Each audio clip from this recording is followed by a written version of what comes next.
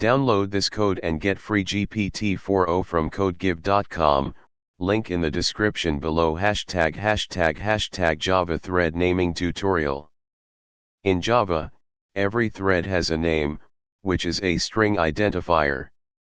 Thread names are useful for debugging and logging purposes because they help you identify which thread is executing a particular piece of code. By default, when you create a thread in Java, the thread is assigned a system-generated name. However, you can also assign a custom name to a thread when you create it. ### Creating and naming threads. You can name a thread in Java in several ways. 1. Using the thread constructor. 2. Using the setname method. ###1. Using the thread constructor. When creating a new thread, you can pass the desired name to the thread constructor. Here's an example. ###2.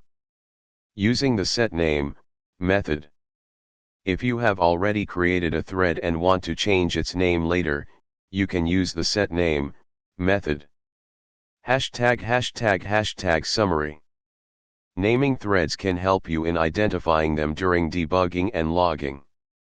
You can set the thread name when creating a thread or modify it later using the setname method.